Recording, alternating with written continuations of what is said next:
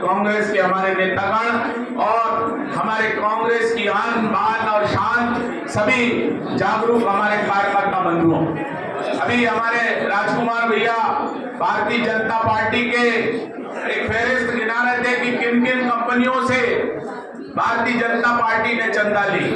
उन्होंने एक कंपनी का नाम लेना भूल गए। भारतीय जनता पार्टी ने जो इस देश से गौमांस का निर्यात करती है जो कंपनी, उस कंपनी से भी भारतीय जनता पार्टी ने 12 करोड़ रुपए का चंदा लिया है। एक तरफ तो वो दुआई देते हैं धर्म की, गौरक्षा की, वहीं पर इस तरह का कुकृत्य करने से भी भारतीय जनता पार्टी पीछे नहीं हटती। उसके हाथी के दांत जो दिखाने के हैं और खाने के हैं बहुत अलग अलग है साथियों।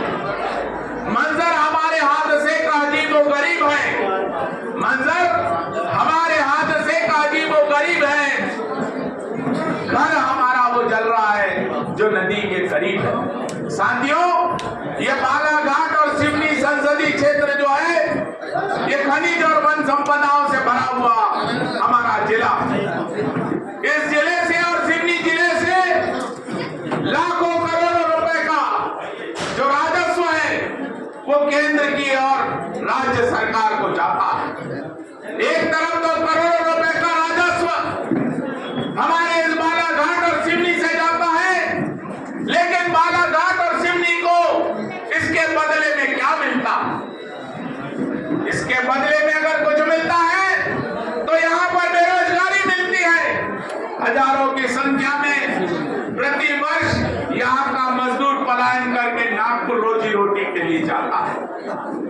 भारतीय जनता पार्टी का आप इतिहास उठाकर देख लीजिए। यहाँ पर प्रहलाद पटेल सांसद बने, यहाँ पर गौरी शंकर सांसद बने, यहाँ पर केडी देशमुख सांसद बने, भोज सिंह भगत बने और उनके बाद ढाल सिंह बिसेन बने। हर बार क्या कहकर भारतीय जनता पार्टी ने चेहरा बदल दिया। भारतीय जनता पार्टी ने कहा कि हमारे सांसद का परफॉर्मेंस ठीक नहीं है।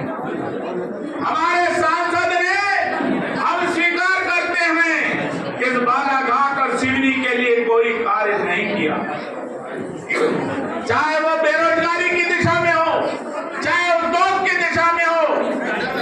उन्होंने हर बार अगर चेहरा बदला है तो ये कहकर बदला है कि हमारे सांसद का जो परफॉर्मेंस है वो ठीक नहीं है।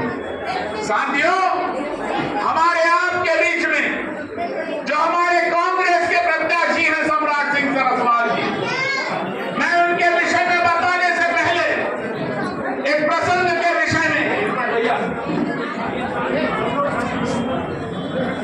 मैं एक प्रसंग का उल्लेख करना चाहूंगा। साथियों, इसी बालाघाट सिवनी संसदीय क्षेत्र के एक सांसद महोदय, मेरी बात थोड़ी गंभीरता से सुनेंगे, माताओं से मेरा निवेदन है।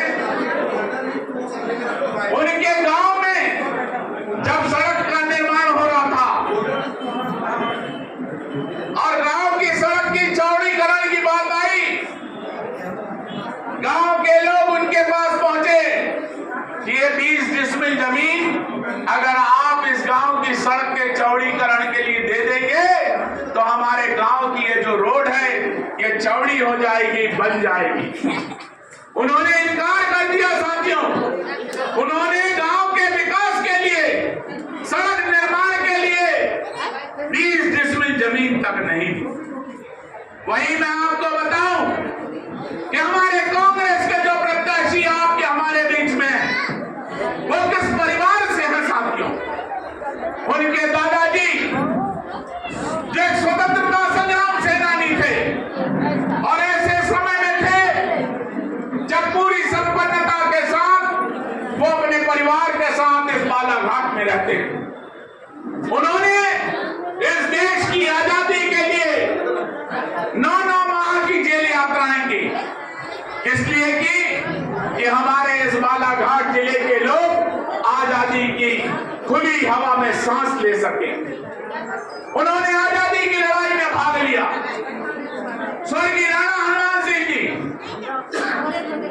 जिन्होंने इस